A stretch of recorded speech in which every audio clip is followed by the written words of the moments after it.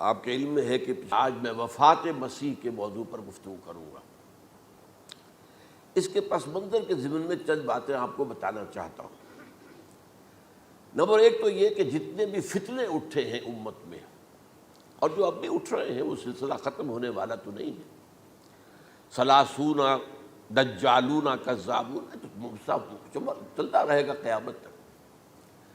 تو ان میں ایک مشترک بات یہ ہوتی ہے کہ وہ کسی ایسے مسئلے کو جس پر کہ موجودۃ الوقت حالات جو ہوتے ہیں ان کے مطابق فضا سازگار ہوتی ہے اور اس کا کوئی جذباتی پہلو بھی ہوتا ہے، لیکن جو امت کے اجماع کے خلاف ہوتا ہے اس پر ڈیرا لگاتے ہیں، اس پر گفتگو کرتے ہیں، اس کو لوگوں کے منوا لیتے ہیں۔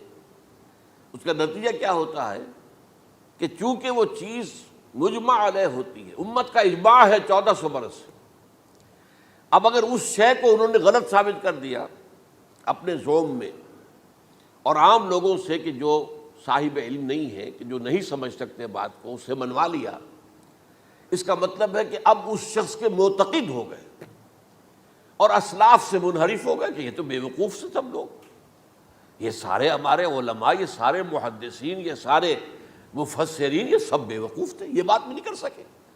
یہ ہے وہ شخص، یہ مجدد وقت ہے جس نے یہ بات کہی۔ اس کی ایک مثال یہ ہے وفات مسیح کا معاملہ۔ اس کی ایک مثال میں آپ کو دیتا ہوں، دوسرا فطرہ، وہ بھی غلام احمد کے نام سے شروع ہوا، غلام احمد پرویز۔ وہ یتیم پوتے کی وراثت کا یہ مسئلہ لے کر کھڑا ہو گیا۔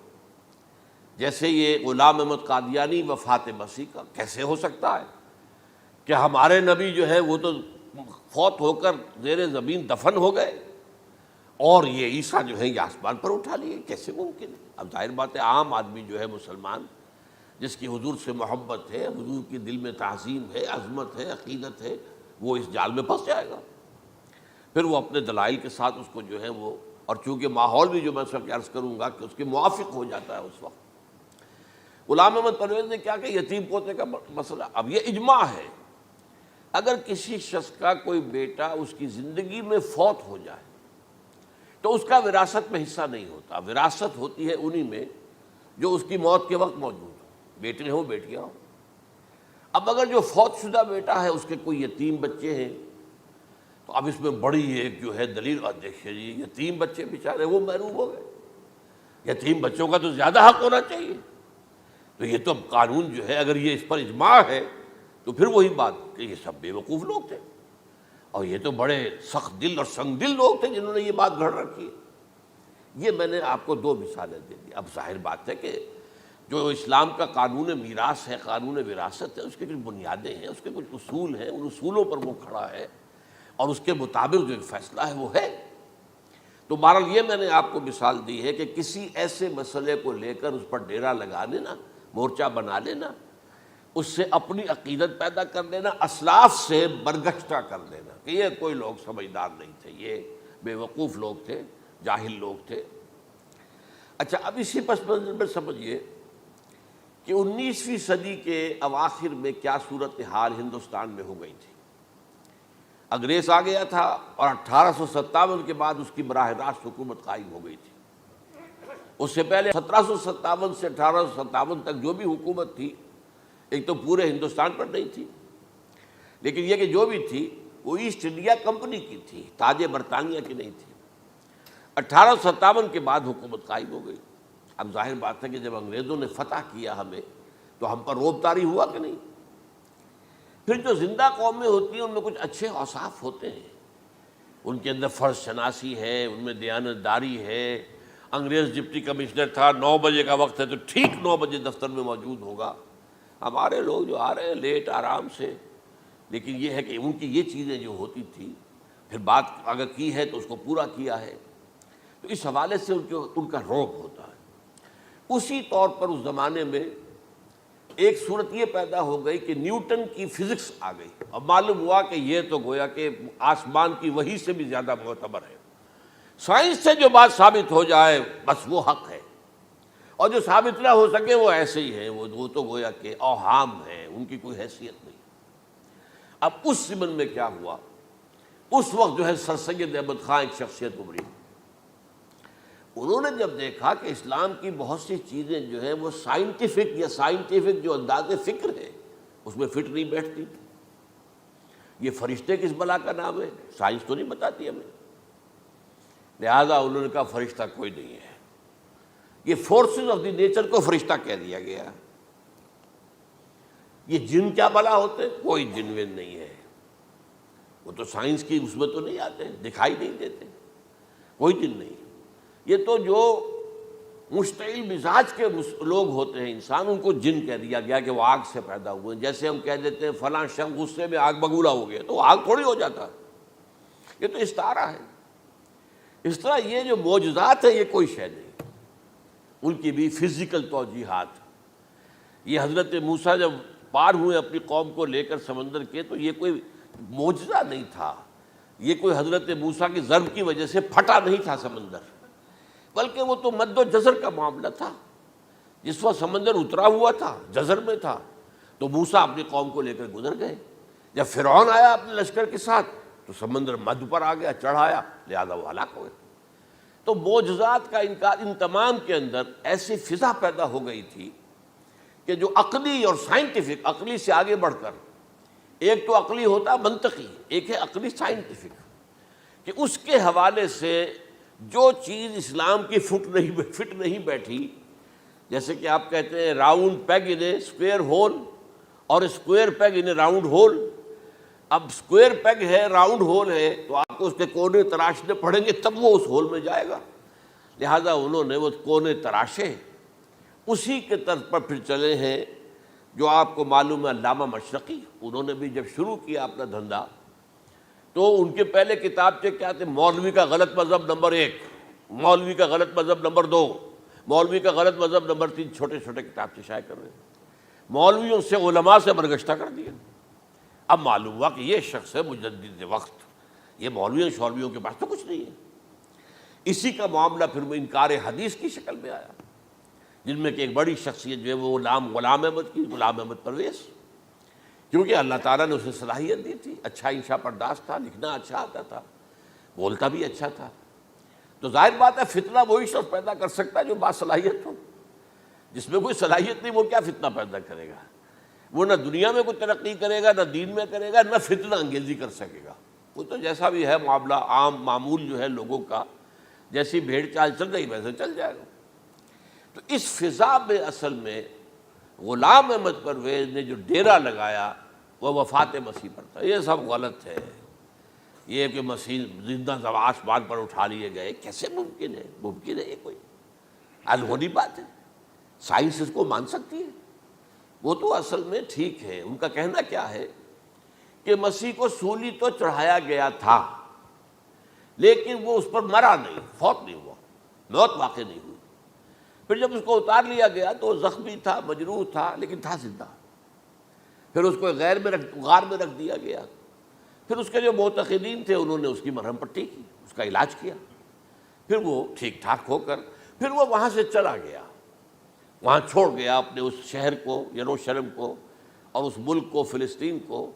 اور پھر وہ آ گیا کشمیر میں، اور کشمیر میں وہ فوت ہوا. اس کی قبر موجود ہے. کسی قبر کی کوئی پرانی بوسیدہ قبر کا نام لے لیا، فلاں قبر جو ہے وہ عیسیٰ ابن مریم کی. یہ ہے سارا معاملہ. اب ظاہر بات ہے کہ چونکہ ایک انسان کا زندہ آسمان پر اٹھایا جانا، وہ جو سائنسی ذہن ہے وہ اس کو نہیں مانے گا. چاہے قرآن مجید کے اندر تو خرق عادت اور بھی بہت سے ہیں. آخر اصحاب کہف 300 برس تک سوتے نہیں رہے. یہ کوئی سائنس کے حساب کتاب سے صحیح ہے؟ یا یہ ہے کہ حضرت عزیر علیہ السلام 100 برس تک مردہ رہے پھر زندہ کر دیے گئے؟ ان کا گدھا بھی زندہ کر دیا گیا جیسا کہ سورہ بقرہ میں آیا. لیکن ان کا کھانا جو ہے وہ صحیح رہا، اس کو مسا نہیں، اس میں کوئی بدبو نہیں آئی. تو واقعات ہوتے ہیں ایسے. اللہ تعالیٰ جو چاہے کرے. خرق عادت ٹھیک ہے، فطری قانون جو بھی ہے، جو لاز آف دی نیچر اللہ نے بنائے ہیں اور اس کے مطابق ہی دنیا چل رہی ہے. لیکن اللہ تعالیٰ کے ہاتھ ٹوٹ نہیں گئے، بند نہیں ہو گئے، اختیار ختم نہیں ہو گیا. میں کیا کروں؟ میں تو قانون بنا بیٹھا، اب تو میں کچھ نہیں کر سکتا. میں تو قانون بنا چکا ہوں کہ آگ جلاتی ہے، اب اگر ابراہیم کو آگ میں ڈال دیا تو میں تو نہیں بچا سکتا، اس لیے کہ قانون ہے، وہ میرا بنایا ہوا قانون. لیکن ہم یہ سمجھتے ہیں ہمارا ایمان ہے اللہ تعالیٰ جو ہے وہ قادر مطلق ہے، وہ جب چاہے اپنے ہی بنائے ہوئے کسی قانون کو توڑے. اسی کو کہتے ہیں خرق عادت. خرق کے معنی ہوتا ہے پھاڑ دینا، توڑ دینا. جیسے کہ وہ سورہ کہف میں لفظ آتا ہے کہ وہ حضرت موسیٰ کو جن کے پاس بھیجا گیا تھا بزرگ کے پاس، انہوں نے اس کشتی کا جس میں وہ سوار تھے اس کا ایک تختہ پھاڑ دیا، توڑ دیا، خرقہ. تو خرق عادت، عادت سے مراد کیا؟ عام عادی قانون، laws, physical laws, chemical laws, جو بھی دنیا میں چل رہا ہے، بایولوجیکل لاز، ان کو جب چاہے اللہ توڑے اور اپنی خصوصی مشیت کا اس کے اندر اظہار کر دے. اب اس سلسلے میں جو میں نے آیات آپ کو سنائی ہیں اور اسی طرح کی کچھ اور آیات بھی ہیں، ان میں قادیانی نے اور قادیانیوں نے اصل ڈیرا لگایا ہے لفظ وفات پر. اصل میں یہ لفظ کیا ہے جو لوگ عربی زبان سے واقف نہیں، ان کو بڑی آسانی، وفات وفات وفات، یہ تو آ گیا. توفیتو، توفیتا، متوفی کا، اے موسیٰ میں تمہیں وفات دے دوں گا. اے اللہ جب تو نے مجھے وفات دے دی، تو وفات تو قرآن میں ہے. پھر اس کے ہوتے ہوئے یہ مفسرین کو کیا ہو گیا؟ ان کا دماغ خراب ہو گیا تھا. یہ تمام محدثین جو ہیں اتنی عقل بھی نہیں تھی ان میں. تو یہ وہ بات جو میں پہلے بیان کر چکا ہوں. اب میں آپ کو بتاتا ہوں اصل میں عربی زبان کا ایک قاعدہ. عربی زبان کے اندر ایک سے حرفی روٹ ہوتا ہے، اس سے الفاظ بنتے چلے جاتے. مختلف خانوں میں پانی ہے، پانی کو آپ نے گلاس میں ڈال دیا، کوئی اور شیپ ہو گئی. کپ میں ڈالا، کوئی اور شیپ ہو گئی. اور تشت میں ڈالا، کوئی اور شیپ ہو گئی. شیپ تو بدل جائے گی، ہے تو وہی کا وہی پانی. تو اسی طریقے سے مثلاً میں مثال دے رہا ہوں آپ کو. علم یعلم، علم، کسی شے کو جان لیا. علم یعلم اعلاماً، کسی کو کچھ بتا دیا. علم خود جان لیا، اور علم یعلم اعلاماً، کسی کو کچھ بتا دینا.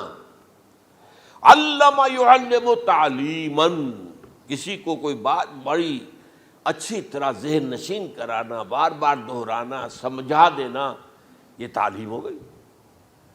تعلم یتعلم تعلماً، خود علم حاصل کرنا.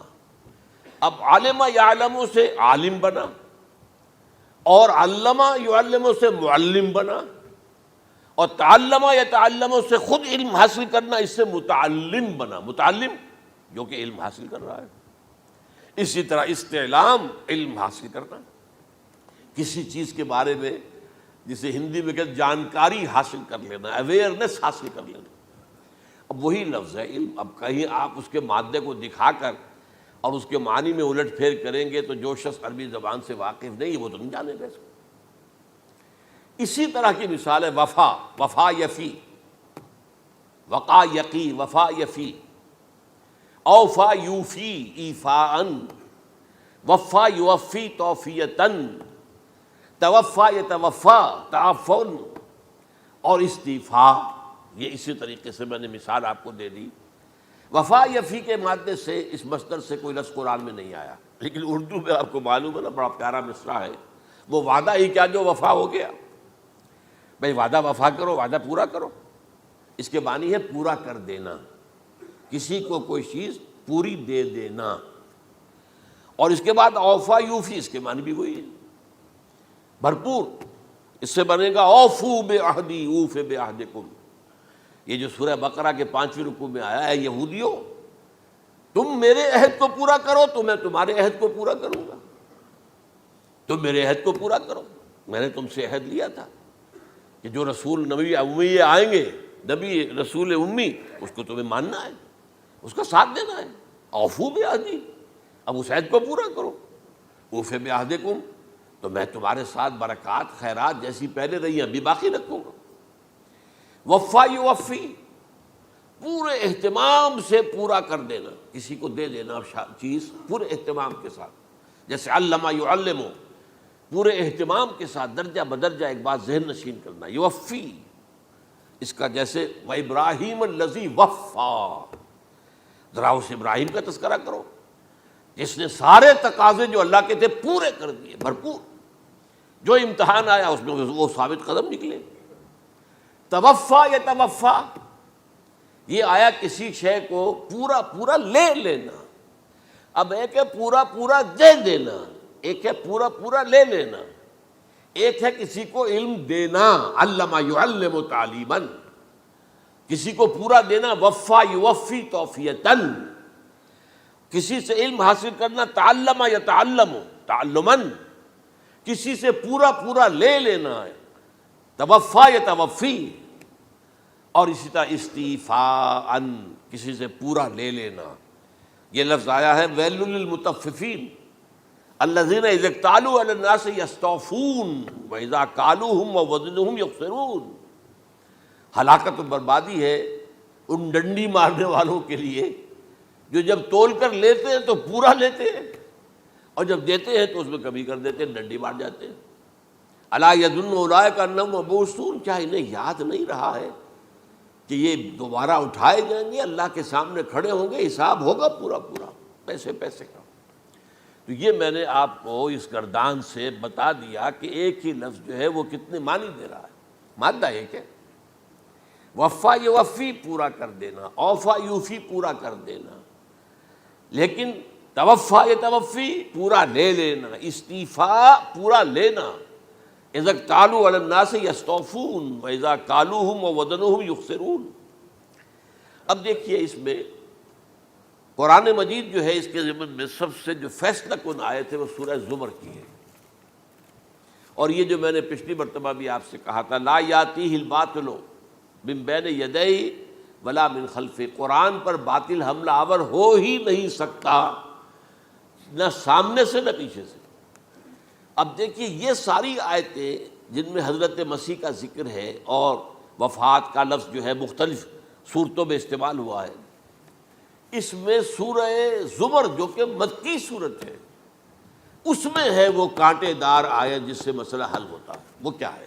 وہ میں نے آپ کو سنائی ہے، اللہ یتوفی الانفس حین موتہا، اللہ قبض کر لیتا ہے، لے لیتا ہے نفس کو اس کی موت کے وقت، واللتی لم تمت فی منامہا، اور جس کے مرنے کا وقت نہیں آیا، مرا نہیں ہے، اس کی نیند میں لے لیتا ہے۔ فیمسک التی قطع علیہ الموت، تو جس پر موت کا فیصلہ ہو چکا ہے اس کو تو روکے رکھا ہے، موت کے وقت لیا اور روکے رکھا، اور ویرسل الاخری الی اجل مسمی، اور جو دوسرے ہیں جن کی موت کا وقت نہیں آیا ان کو مؤخر کر دیتا ہے، واپس کر دیتا ہے، لوٹا دیتا ہے۔ اب سوال یہ، نیند میں کیا چیز اللہ لیتا ہے؟ کیا جان لیتا ہے؟ جائز بات ہے نہیں، شعور نہیں چلا گیا۔ ایک ہے انسان کا شعور، وہی تو سب سے اعلیٰ شے ہے، سب سے اونچی چیز تو وہی ہے۔ یہ شعور ختم ہو گیا تو انسان کہاں رہا؟ اس کے نیچے جو کچھ ہے وہ تحت شعور ہے، سب کانشیس مائنڈ۔ تو خواب واب جو ہوتے ہیں وہ سب کانشیس مائنڈ کے ہوتے ہیں، وہ کانشیس مائنڈ کے تو نہیں ہوتے۔ جو کانشیسنس ہے، شعور جو ہے، اور خاص طور پر خود شعوری، وہ نیند میں اللہ سلب کر لیتا ہے۔ تو محض شعور کے لیے بھی وفات کا لفظ آ گیا۔ ابھی تو جان یہی ہے، جو سویا ہوا ہے وہ مرا تو نہیں ہے، زندہ ہے۔ البتہ جب جس کو ہم موت کہتے ہیں وقت آیا تو شعور بھی لے لیا، جان بھی لے لی، دو چیزیں لے لی۔ حضرت عیسیٰ پر پورا اطلاق ہوا، مجسم عیسیٰ کو لے لیا، شعور بھی لے لیا، جان بھی لے لی اور بدن بھی لے لیا۔ تو گویا کہ لفظ توفا کا کامل اطلاق تو صرف عیسیٰ پر ہو رہا ہے۔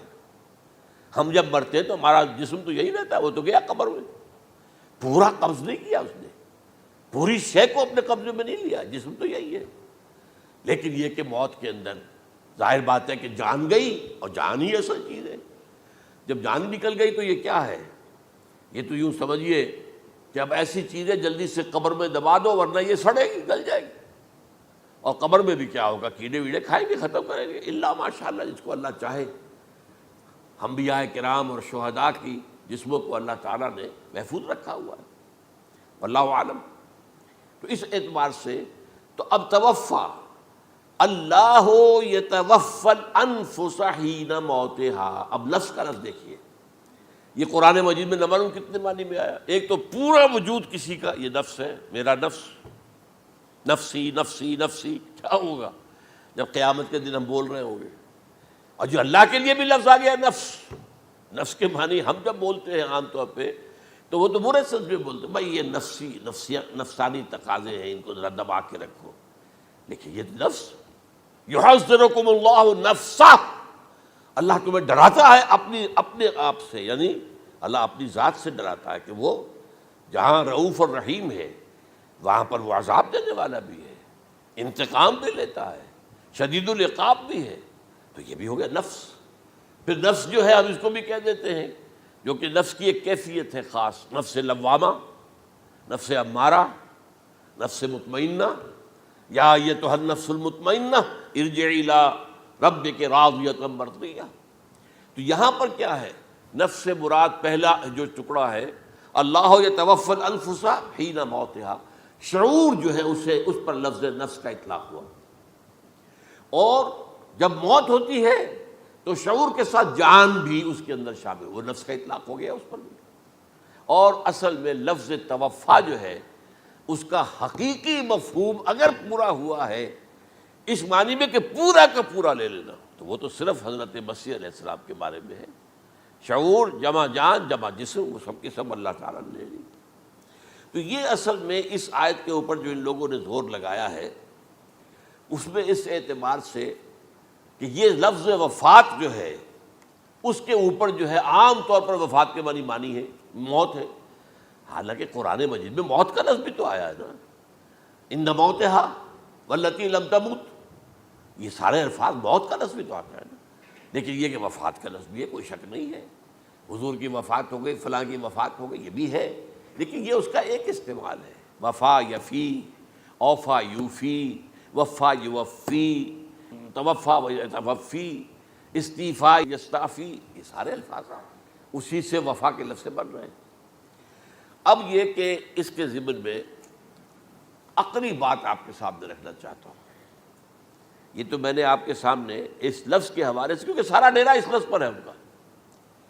دیکھیے پہلی بات عقلی طور پر یہ ہے جو قرآن سے ثابت ہے، رسول کبھی قتل نہیں ہو سکتا اور رسول کبھی مغلوب نہیں ہو سکتا۔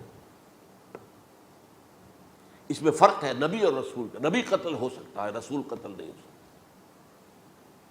اب یہ علیحدہ بحث ہے، نبی کون ہوتا ہے، رسول کون ہوتا ہے۔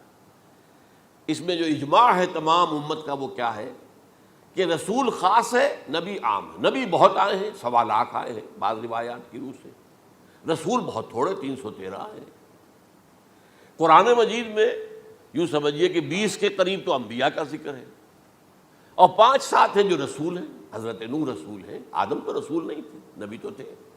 حضرت شیس رسول تو نہیں تھے، نبی تو تھے۔ حضرت ادریس رسول تو نہیں تھے، نبی تو تھے۔ نبی تو رسول جو ہے پہلے وہ تو حضرت نوح ہے۔ تو اس طریقے حضرت جو ہود ہیں، پھر حضرت صالح ہے۔ اس حوالے سے نبی اور رسول کے فرق کو سمجھیے تو قرآن کہتا ہے کتب اللہ لاغلبن انا ورسلی، اللہ نے طے کر دیا ہے، لکھ دیا ہے، میں اور میرے رسول غالب آ کر رہیں گے۔ رسول مغلوب نہیں ہو سکتا۔ نمبر 2، وَلَقَدْ سَبَقَتْ كَلِمَتُنَا لِعِبَادِنَا الْمُرْسَلِينَ أَنَّهُمْ هُمُ الْمَنْصُورُونَ وَأَنَّ جُنْدَنَا لَهُمُ الْغَالِبُونَ، یہ بات ہمارے طرف سے طے کی جا چکی ہے، پہلے سے طے ہو چکی ہے، پہلے سے معین قانون ہے اپنے ان رسولوں کے بارے میں جنہیں ہم نے بھیجا ہو، رسولوں کے نبیوں کے بارے میں نہیں، کہ وہی منصور ہوں گے، ان کی مدد کی جائے گی لا محالہ، اور ہمارا جو لشکر ہوگا یعنی رسول کے ساتھ جو لوگ ہوں گے وہ اللہ کا لشکر ہے، وہ حزب اللہ ہے۔ وَأَنَّ جُنْدَنَا لَهُمُ الْغَالِبُونَ، لازماً وہ غالب ہو کر رہیں گے۔ یہ دو چیزیں جو ہے قرآن مجید کے اندر، یہ 2 آیات نص سے قطعی ہیں کہ رسول کبھی مغلوب نہیں ہو سکتا، رسول کبھی قتل نہیں ہو سکتا۔ اب عجیب بات دیکھیے سورہ آل عمران میں، کیونکہ حضرت عیسیٰ کے ساتھ حضرت یحییٰ بھی موجود ہیں۔ حضرت یحییٰ حضرت مریم کے خالہ زاد بھائی تھے، حضرت زکریا کے بیٹے تھے۔ سورہ آل عمران اور سورہ مریم دونوں میں آپ دیکھتے ہیں کہ پہلے یحییٰ کا ذکر ہوتا ہے، پھر عیسیٰ کا ذکر ہوتا ہے۔ یہ ہم عصر بھی تھے، لیکن یہ کہ سینئر تھے حضرت یحییٰ۔ لیکن حضرت یحییٰ کی مدح قرآن کرتے کرتے آخری بات کیا کہتا ہے، نبیم من الصالحین، لفظ رسول نہیں آیا ان کے لیے۔ اور وہیں سائملٹینیس کنٹراسٹ ہے سورہ آل عمران میں حضرت عیسیٰ کے لیے، وہ سارے ان کی مدح، رسولا الی بنی اسرائیل، وہ رسول تھے اور وہ نبی تھے۔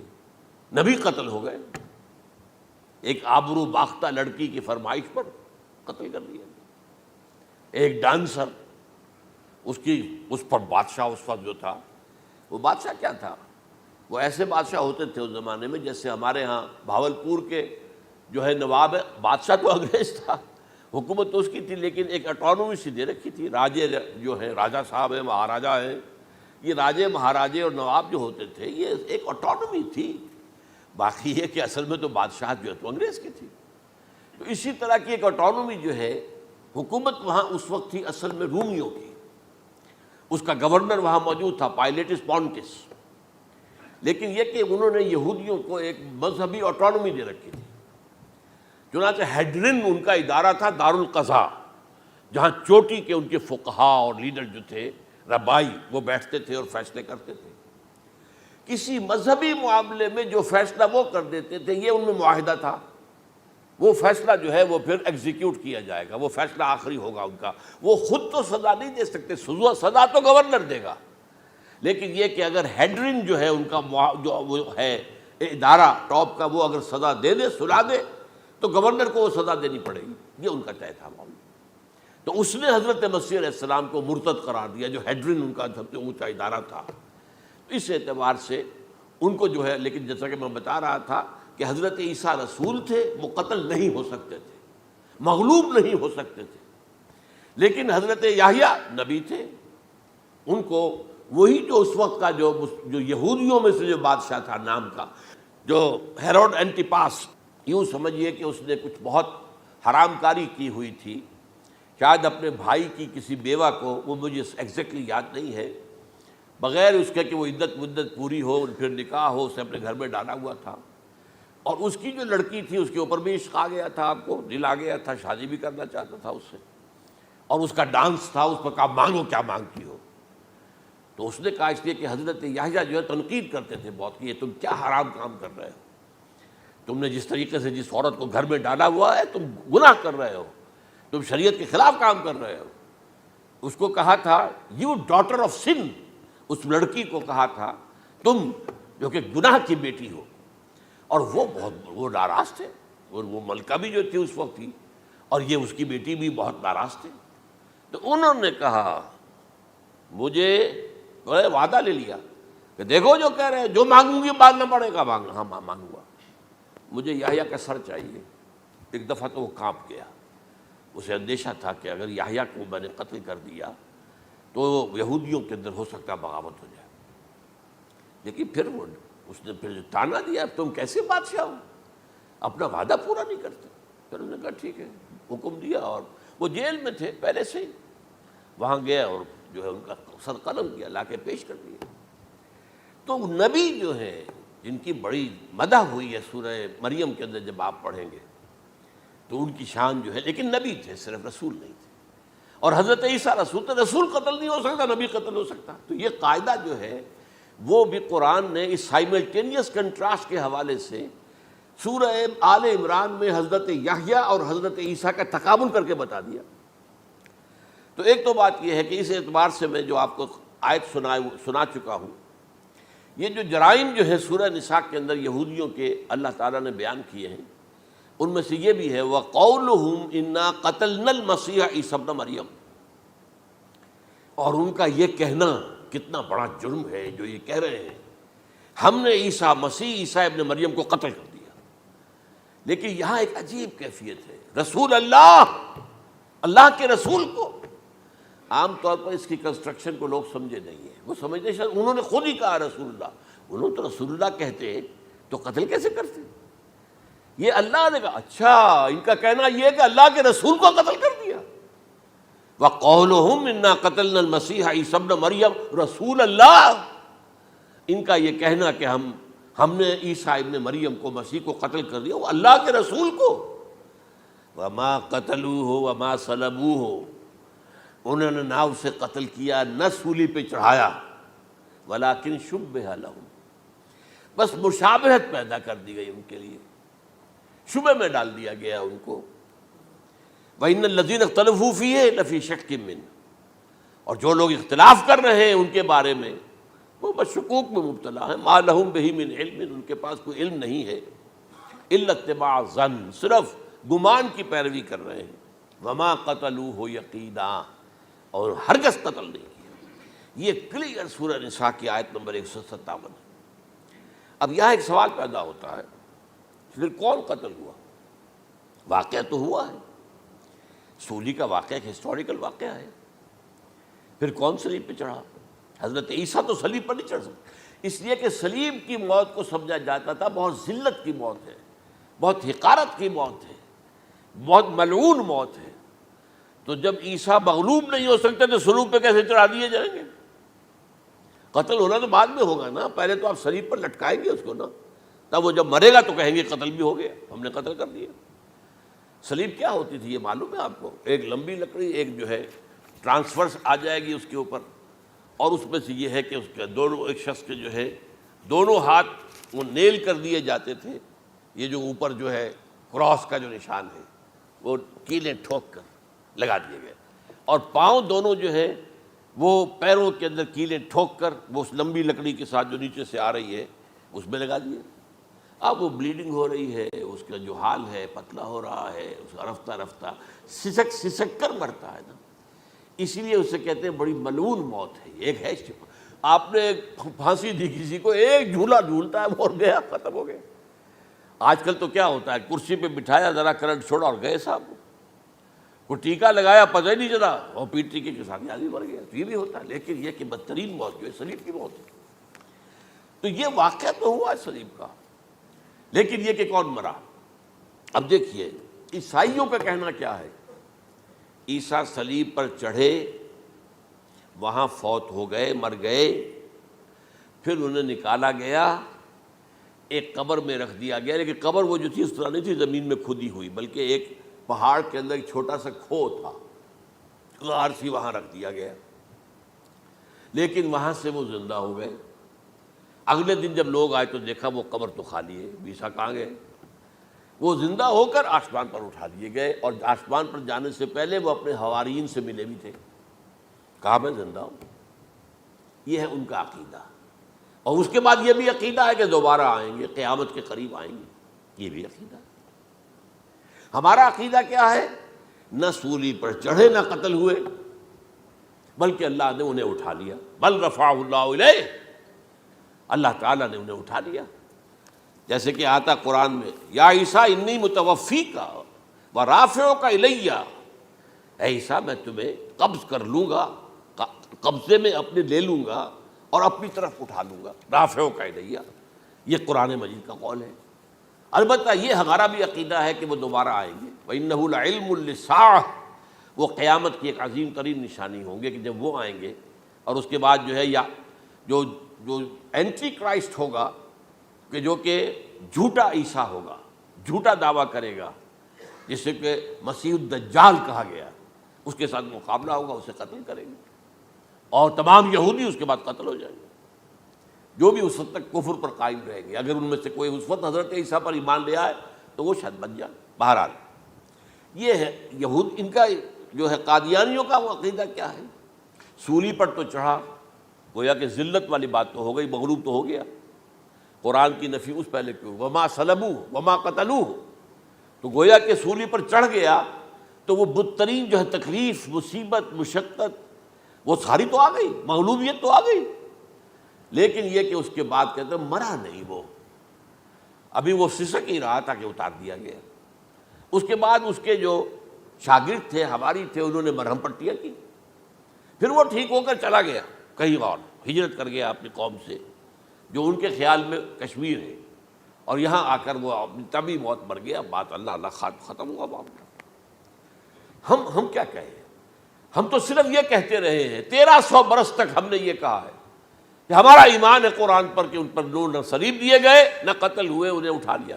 کب اٹھایا یہ ہمیں معلوم نہیں تھا، کس مرحلے پر اٹھایا یہ ہمیں معلوم نہیں تھا، پھر سولی پر کون چڑھا یہ ہمیں معلوم نہیں تھا، لہذا کسی تفسیر میں آپ کو نہیں ملے گا، کہیں نہیں، نہ قرآن میں ہے، نہ حدیث میں ہے، نہ کسی تفسیر میں۔ یہ تو پچھلی صدی کے دوران جو پوپ کی لائبریری ویٹیکان میں، اس سے ایک نسخہ برآمد ہوا، انجیل برنباس۔ اب یہ بھی آپ کو معلوم ہونا چاہیے کہ انجیلیں 104 تھیں، جن میں سے 4 جو ہے سلیکٹ کی گئی ہیں۔ 100 انجیلیں اور ہیں جنہیں وہ اپوکریفل کہتے ہیں، غیر مستند انجیلیں، اپوکریفل۔ اور یہ ہے کینونیکل، قانونی، یہ ہے کہ جو مستند ہیں 4۔ لیکن جو 100 اور ہیں، ان میں سے ایک یہ بھی ہے برنباس۔ اور برنباس کے بارے میں عیسائی مانتے ہیں کہ وہ بھی حضرت عیسیٰ علیہ السلام کے حواریین میں سے ایک تھے۔ وہ انجیل نکل آئی، اب وہ چھپ بھی گئی ہے۔ کراچی میں ایک ادارہ ہے، خاص طور پر باوانی جو سیٹھ ہیں ان کا بنایا ہوا ادارہ ہے، تو وہی چھاپتے بھی ہیں۔ ایک زمانے میں تو کافی تقسیم بھی کر رہے تھے، اب مجھے معلوم نہیں۔ اس نے سارا قصہ بیان کیا۔ قصہ کیا ہے؟ بہت دلچسپ قصہ ہے، پوری تفصیل سے۔ ایک شخص جو کہ حضرت مسیح کے حواریین میں شامل ہو گیا، وہ تھا جیوڈاس اسکیریوٹ۔ یہ شخص اصل میں تھا ایک زیر زمین تنظیم وہاں چل رہی تھی، زیلوٹس، انڈر گراؤنڈ موومنٹ، تاکہ ہم رومنوں کی حکومت یہاں سے ختم کریں اور اپنی پوری حکومت اور آزادی حاصل کریں۔ ان میں سے یہ بھی تھا، ان کا سرغنہ تھا برابس، برابا ڈاکو اسے کہا جاتا ہے، برابس۔ ظاہر بات ہے کہ قانون شکن تھا تو ڈاکو ہی تھا۔ اچھا، ان میں سے یہ شخص جو ہے، اس نے جیوڈاس نے حضرت عیسیٰ کے معجزے دیکھے بہت، اور اتنا یقین ہو گیا اسے کہ یہ شخص جو ہے عیسیٰ، یہ ایک مرتبہ اگر رومیوں پر لعنت بھیج دے، کرس کر دے، تو رومی ختم ہو جائے۔ لیکن ان سے کئی دفعہ جو ہے پھیر ڈال کر، ہیر پھیر کے ساتھ کوشش کی گئی کہ رومیوں کے خلاف وہ کوئی جو ہے وہ لعنت ملامت کر دیں، وہ نہیں کرتے تھے۔ یہ ایک علیحدہ بات ہے، کیوں نہیں کرتے تھے، یہ اس وقت میرا موضوع نہیں ہے۔ منہاج عیسوی کیا تھا، منہاج موسوی کیا تھا، منہاج محمدی کیا تھا، ان میں فرق ہے۔ لِكُلٍّ جَعَلْنَا مِنْكُمْ شِرْعَةً وَمِنْہاجًا، سورہ مائدہ میں آیا ہے۔ تمام رسولوں کے لیے ہم نے ایک ایک منہاج، ایک ایک شریعت علیحدہ علیحدہ دی ہے۔ بہرحال منہاج عیسوی کچھ اور تھا، تو یہ نہیں کہتے تھے۔ اب اس نے کیا کیا کہ وہ اپنے ڈاکو سرغنے سے اجازت لے کر ان کے حواریین میں شامل ہو گیا، اعتماد حاصل کیا، اور بار بار کوشش کی کہ یہ بددعا دے دیں، رومیوں کو نہیں دی۔ اب اس نے سوچا کہ انہیں اگر ذاتی طور پر تکلیف پہنچے گی تو زبان سے کلمہ نکل ہی جائے گا نا، کوئی لعنت کا۔ اس نے پکڑوایا حضرت عیسیٰ کو، کیونکہ جب یہ فیصلہ ہو گیا تھا ان کے قتل کا، ہیڈرن جو ہے ادارہ وہ دے چکا تھا، اس کا فتویٰ تھا یہ واجب القتل ہے، یہ مرتد ہے، لہذا اس کو قتل کر دیا جائے۔ اور یہ فیصلہ جو ہے وہ رومی گورنر تک پہنچایا جا چکا تھا۔ رومی گورنر نے یہاں تک کہا، یہ سینٹ جو متی کی انجیل ہے اس میں موجود ہے، بھائی ہمارے پاس تو اس کا کوئی جرم نہیں ہے، ہمارے ہاں کوئی ایسی بات اس کی نہیں ہے جس سے کہ ہم اسے واجب القتل قرار دیں۔ ان کا نہیں، ہمارا حکم ہے، ہمارا فیصلہ تمہارا طے ہے، چاہے مذہبی معاملے میں کوئی فیصلہ ہمارا ہوگا تو تمہیں جو ایگزیکیوٹ کرنا ہوگا۔ بہرحال اس وقت حضرت مسیح روپوش ہو گئے گرفتاری سے بچنے کے لیے۔ ایک باغ میں تھے وہ، وہاں پر رات کے وقت انہوں نے اپنے حواریین کے ساتھ لاسٹ سپر کہتے ہیں اس کو، لاسٹ سپر، کھانا کھایا، آخری کھانا تھا۔ اور اس کے بعد اس میں فرمایا، آج کی رات تم میں سے ایک میرے خلاف غداری کرے گا۔ یہ کہہ کر حضرت مسیح تو ایک کوٹھڑی میں چلے گئے، جو ہوتی ہے باغ کے اندر، کوئی کھرپے ورپے جو ہے، کوئی وہاں پہ کسیاں رکھی ہوئی، تو اس میں خود جا کر عبادت میں مصروف ہو گئے۔ اپنے حواریین سے کہا کہ تم بھی عبادت کرو۔ وہ حواریین سو گئے۔ اب یہ اسکریوٹ جو ہے یہ اٹھا، یہ گیا رومیوں سے جا کر کہا، میں پہنچا دیتا ہوں عیسیٰ تک، پکڑوا دیتا ہوں، آؤ میرے ساتھ۔ 30 ان کے آدمی آئے۔ اس سے کہا باغ کے باہر کھڑے رہو تم، میں اندر جاؤں گا، تھوڑی دیر کے بعد تم آنا، جسے میں کہوں اے میرے استاد، پکڑ لینا اسی کو۔ یعنی رومنز کو معلوم نہیں تھا کہ یہ کون ہے عیسیٰ، لیکن یہ کہ یہ تو یہودیوں کو معلوم تھا نا سب کچھ۔ ہوا کیا کہ وہ جب اندر آیا ہے اور کوٹھڑی میں داخل ہوا، اسی وقت اس کی شکل بدل دی گئی حضرت مسیح کی، شبہ لہم، مشابہت پیدا کر دی گئی، شبیہ بدل دی گئی، اور چھت پھٹی، 4 فرشتے اترے اور حضرت مسیح کو لے کر آسمان پر چلے گئے۔ تو گرفت باہر آیا وہ، تو جیسے ہی وہ یہ باہر آیا وہ باقی ہماری جان گئے، اے ہمارے استاد، اسی وقت جو ہے وہ رومی داخل ہو گئے تو پکڑ لیا۔ تو اصل میں گرفتار ہوا ہے برنباس کی انجیل کے مطابق یوڈاس اسکریوٹ، وہ سولی چڑھا ہے۔ لعنتی موت اس پر آئی، کیوں آئی ہے؟ غداری کی اس نے، بٹرے کیا حضرت مسیح علیہ السلام کو، تو وہ تو مستحق تھا، کوئی ظلم نہیں تھا۔ اگر عیسیٰ کی جگہ کسی اور کو دے دیا جاتا ایسے کسی کو پکڑ کر تو وہ تو ظلم ہو جاتا نا، اس کا تو کوئی جرم نہیں تھا، تو یہ تو واقعی مجرم تھا۔ وہ سولی چڑھا ہے اور حضرت عیسیٰ کو اٹھا لیا۔ یہ ہے وہ ساری تفصیل جو کہ انجیل برنباس کے اندر موجود ہے۔ The gospel of our lord according to saint Barnabas, یہ اس کا نام ہے۔ ایونجیلیم برنابے، یہ جو ہے یونانی زبان میں اس کا نام ہے یا لیٹن میں۔ بہرحال یہ ہے معاملہ۔ تو پہلی بات تو یہ ہے کہ عقلی طور پر رسول نہ مغلوب ہو سکتا ہے نہ قتل ہو سکتا ہے، ہمارا عقیدہ ہے، وہاں ماں صلبوہ و ماں قتلوہ۔ لیکن یہ کہ اگر یہودی، اگر جو قادیانی مانتے ہیں سولی چڑھ گئے تو صلیب تو ہو گئی، قرآن کی نفی تو ہو گئی، ہاں مرا نہیں، یہ دوسری بات ہے۔ دوسری بات یہ ہے کہ رسولوں کے باب میں اللہ کا قانون کیا ہے؟ اگر کسی قوم کی طرف رسول کو بھیجا اور اس قوم نے بحیثیت مجموعی انکار کر دیا، رد کر دیا، ریجیکٹ کر دیا، پوری قوم ہلاک، اور رسول اور اس کے جو چند ساتھی ایمان لے آتے تھے وہ وہاں سے ہجرت کر کے چلے جاتے تھے۔ لیکن ہجرت کر کے جاتے تھے تو اس کے بعد کسی اور مقام پر کریں گے اہل نظر تازہ بستیاں آباد، پھر وہاں پر ایک قوم انہوں نے جو ہے اپنا مرکز بنایا، ایک نئی امت کھڑی ہو گئی۔ اس کی سب سے بڑی مثال کیا ہے؟ قوم عاد ختم ہوئی حضرت ہود علیہ السلام کو ریجیکٹ کرنے کے باعث، ہلاک کر دی گئی۔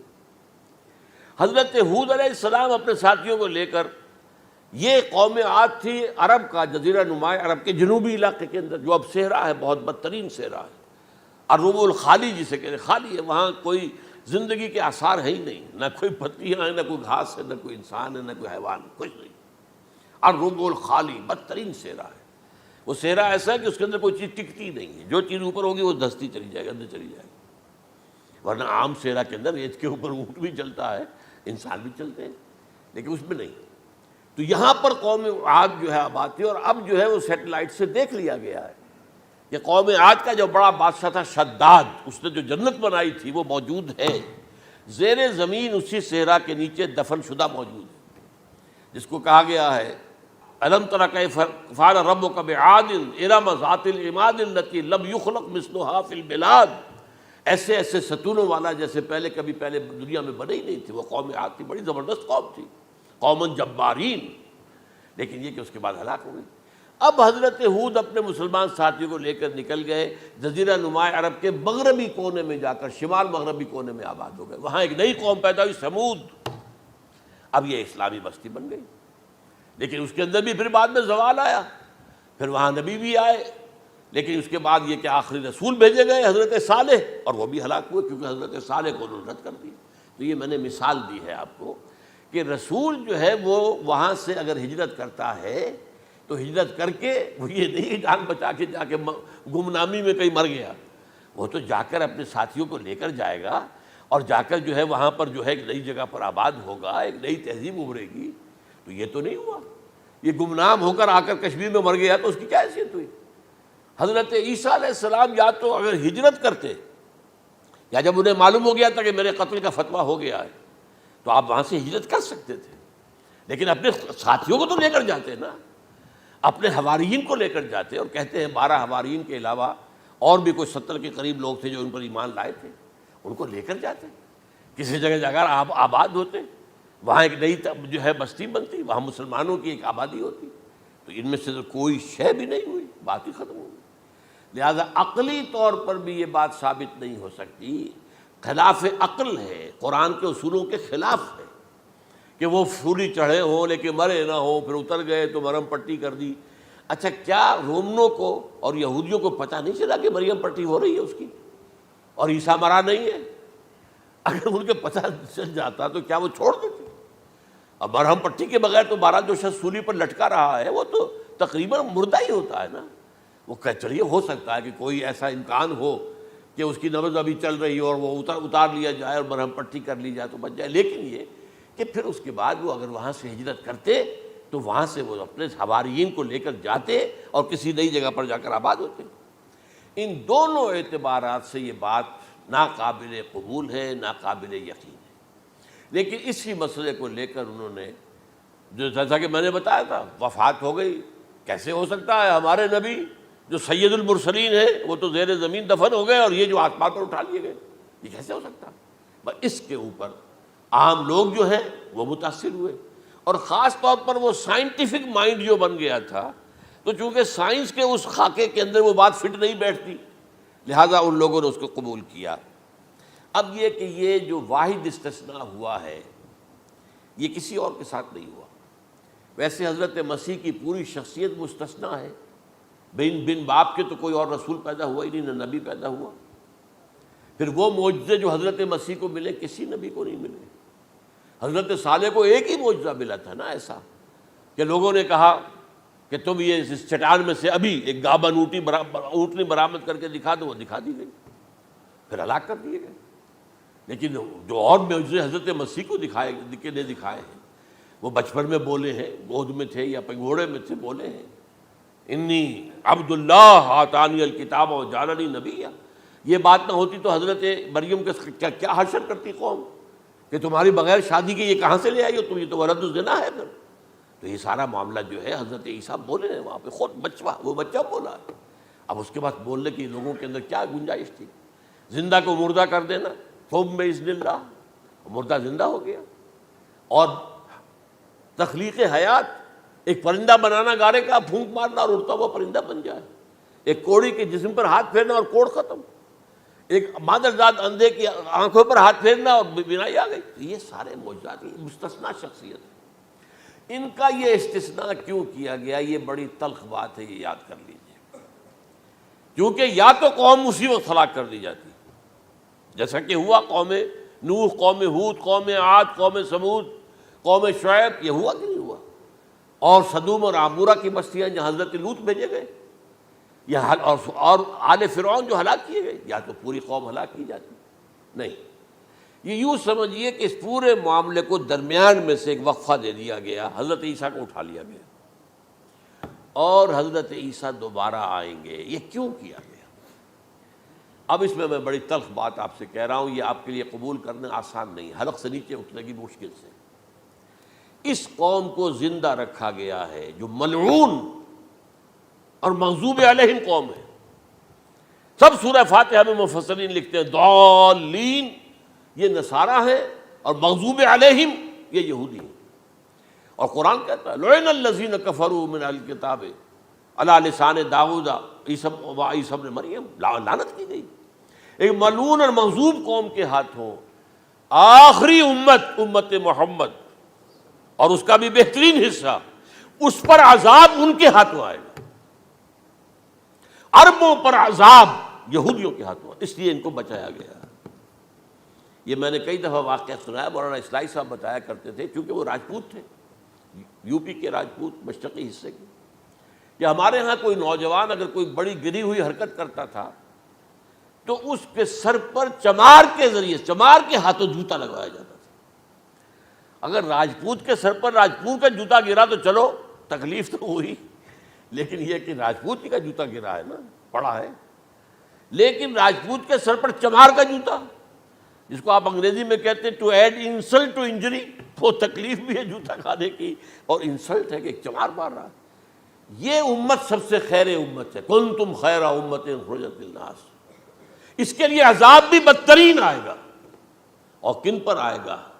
اس امت کا جو اصل نیوکلیس ہے عرب، جس کے بارے میں حضور کی حدیث موجود ہے ویل للعرب، عرب کے لیے بہت بڑی ہلاکت۔ اور آج ہماری نظر میں آ رہا ہے وہ ملعون اور مغضوب علیہم قوم، ان کے سینے کے اندر خنجر کی طرح بھونکی گئی ہے، اور 30 کروڑ کے قریب عرب بے حمیتی، بے غیرتی، بزدلی، کمزوری، ذلت، مسکنت کی مثال بنے ہوئے۔ کوئی بول سکتا ہے اس اسرائیل کے خلاف؟ کوئی بول سکتا ہے؟ 30-35 لاکھ آدمی ہے اسرائیل کے اندر یہودی، اس سے زیادہ تو امریکہ میں 50 لاکھ کے قریب، کل 1.25 کروڑ آدمی ہے یہ یہودی پوری دنیا کے اندر۔ لیکن دیکھیے جو چاہتا کرتا ہے، جب چاہا اس نے عراق کے ایٹمک انسٹالیشن کو تباہ کر دیا، اور سعودی عرب کی فضا میں اس کو فیول کیا ہے انہوں نے، دوبارہ ری فیولنگ جو ہوئی ہے ان کے جہازوں کی، وہ سعودی عرب کی فضا میں ہوئی۔ یہ صورت جو ہے عربوں کے اوپر، اور اب جو آنا ہے آرمگدان، کیونکہ پوری عیسائی دنیا یہودیوں کے قبضے میں ہے، اور یہ رومی ایک حدیث کی روح سے 80 علم لے کر حملہ آور ہوں گے تم پر، اور یہ ہوگا مڈل ایسٹ میں۔ آپ کو معلوم ہے پوری دنیا میں کہا جا رہا ہے 3rd ورلڈ وار جو ہونے والی ہے وہ مڈل ایسٹ میں ہوگی، اور میں ٹوائنبی کا قول آپ کو سنا چکا ہوں، 1950 کا قول ہے اس کا۔ یہ اس وقت تک تو سوال ہی پیدا نہیں ہوتا تھا، سارا تصادم جو ہو رہا تھا وہ ایک طرف روسی اور اس کے ساتھی تھے، روس اور اس کے ساتھی، دوسری طرف یہ مغربی یورپ اور امریکہ تھا۔ کوئی مسلمانوں اور عیسائیوں کی کسی جنگ کا تو کوئی امکان نظر ہی نہیں آتا تھا۔ لیکن ٹائنبی نے کہا ہے، جو سب سے بڑا فلاسفر آف ہسٹری ہے 20ویں صدی کا، کہ اب جو جنگ ہوگی بڑی، جو اس نیکسٹ سینچری کی، 21 سینچری کی، وہ در حقیقت کمیونزم کے درمیان اور کیپٹلزم کے درمیان نہیں ہوگی، بلکہ عیسائیوں اور مسلمانوں کے درمیان ہوگی۔ یہ میں اس کا حوالہ بھی پورا آپ کو دے چکا ہوں، اس نے یہ کہاں یہ بات کہی۔ تو یہ ہے، یہ بات جان لیجئے، اور مڈل ایسٹ میں ہوگی، گریٹر اسرائیل بنے گا۔ حدیث میں خبریں، یہ سارے مسلمان ممالک تمہارے ہاتھ سے نکل جائیں گے مسلمانوں، یہ عراق اور اردن اور یہ اور وہ، یہاں تک کہ ترکی، سعودی عرب کا بھی شمالی حصہ نکل جائے گا۔ البتہ مدینے کا جو ان کا پروگرام ہے اس کو اللہ نہیں پورا ہونے دے گا، مدینے میں داخلے کی ان کو اجازت نہیں ملے گی۔ بہرحال یہ سارا کچھ ہونے والا ہے۔ وہ وقت بھی آنے والا ہے کہ حضور کی ایک حدیث کے مطابق ایک شخص کے 1000 بیٹے ہوں گے تو 999 ختم ہو جائیں گے، ایک بچے گا۔ یہ وقت بھی آنے والا ہے کہ حضور فرماتے ہیں اتنی بڑی جنگ ہوگی، اتنی خوریزی ہوگی کہ پوری زمین اٹ جائے گی لاشوں سے۔ تو پرندہ جو ہے، کوئی ایک تو پرندے ہوتے ہیں کہ جو مردار خور ہے، گدھ ہے، وہ تو بڑی خوشی سے اتریں گے، تناول فرمائیں گے لاشوں کو۔ اسی طریقے سے کوے ہیں، چیلے ہیں، لیکن جو نفاست پسند پرندے ہیں وہ لاش کے اوپر اترنا نہیں چاہتے۔ تو ایک پرندہ اڑتا چلا جائے گا، اسے کہیں زمین پر اترنے کی جگہ نہیں ملے گی، لاشیں ہی لاشیں ہوں گی، یہاں تک کہ وہ تھک ہار کر اس کے جو ہے پر جواب دے جائیں گے، گرے گا تو لاش پر گرے گا۔ یہ وقت آنے والا، اور یہ یہودیوں کے ہاتھوں، یا یہودیوں کے جو سپورٹرز ہیں اس وقت، جو ان کے ہاتھ میں آلہ کار ہیں، ان کے ہاتھوں آنا ہے۔ میرے نزدیک اس کام کے لیے اس ملعون قوم کو، کہ جو حضرت عیسیٰ کے زمانے سے ملعون ہو چکی ہے، اس کو باقی رکھا گیا ہے، اسے یہ موقع دیا گیا ہے۔ اس نے اسرائیل بنا لیا ہے، تقریباً 2000 سال کے بعد وہ دوبارہ آ کر آباد ہوئے اس سرزمین میں جہاں سے نکال دیے گئے تھے 70 عیسوی کے اندر۔ یہ سارا کچھ کیوں ہو رہا ہے؟ تو در حقیقت میرے نزدیک واللہ عالم حکمت خداوندی اس میں یہ ہے، انہیں روک کر رکھا گیا ہے اور حضرت عیسیٰ کو اٹھا لیا۔ پھر وہی عیسیٰ آئیں گے اور انہی کے ہاتھ میں یہ ہلاک ہوگی، سوائے اس کے چونکہ جو ایک میں نے آپ کو کئی دفعہ حوالہ دیا ہے، فلاڈلفیا ٹرمپٹ ایک رسالہ نکلتا ہے پروٹیسٹنٹ عیسائیوں کا، انہوں نے یہ لکھا ہے، اس نے لکھا ہے ایک پرچے کے اندر کہ جب حضرت مسیح آئے گی، اینٹی کرائسٹ ہوگا، وہ لکھا اس نے کہ وہ یہودی ہوگا، حالانکہ وہ پرو یہودی ہے۔ وہ جتنے بھی یہ جو کرسچن زائنسٹ ہیں، یہ تو یہودیوں سے بڑھ کر زائنسٹ ہیں، ان کے بڑے سپورٹرز ہیں۔ تو لیکن اس نے لکھا ہے اینٹی کرائسٹ ول بی اے جیو۔ ابھی کچھ عرصے پہلے آپ کو یاد ہوگا نوسٹریڈیمس کا بڑا چرچا ہو گیا تھا، اس کی جو ہے وہ پیشن گوئیاں، اور یہ کہ ایک مسلمان ہوگا اینٹی کرائسٹ، اور صدام کے بارے میں اشارے کیے جا رہے تھے کہ وہ اینٹی کرائسٹ ہوگا وغیرہ وغیرہ۔ لیکن انہوں نے لکھا ہے کہ وہ اینٹی کرائسٹ یہودی ہوگا، اور اس نے لکھا 80% یہودی قتل ہو جائے گا۔ یہ میں نے ایک تعویل کی ہے اپنے ذہن میں کہ 20% شاید وہ ہوں جو حضرت عیسیٰ کی جو سیکنڈ کمنگ ہے، آمد ثانی کے موقع پر ان پر ایمان لے آئیں اور وہ بچ جائیں۔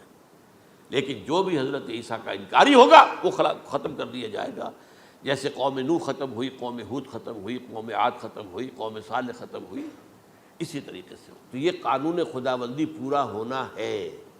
بس ایسے ہی ہے جیسے کسی کو پھانسی کا حکم تو ہو گیا ہو لیکن ابھی ایگزیکیوشن نہ ہوئی ہو، ہوتا ہے 2 سال 3 سال گزر جاتے ہیں کہ پھانسی کا حکم ہے، لیکن یہ کہ وہ پھانسی نہیں ہو رہی ہے، وہ اپیلوں در اپیلوں معاملہ چل رہا ہے۔ یہ ہے میرے نزدیک واللہ عالم، اللہ تعالیٰ نے یہ کوڑا ان مسلمانوں کے لیے رکھا ہوا ہے، کہ جن کے رتبے ہیں سوا، ان کی سوا مشکل ہے۔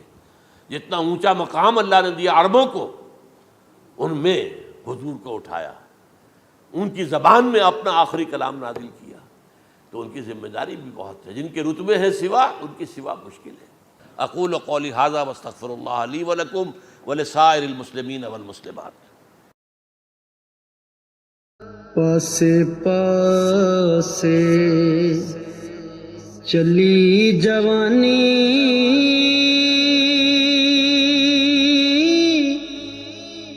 تے پاس نہ سدیا یاراں،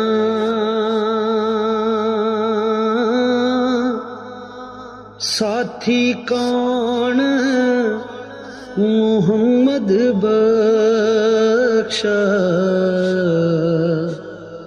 درد ونڈے غم خاراں، مان نہ کریو روپ گنے دا،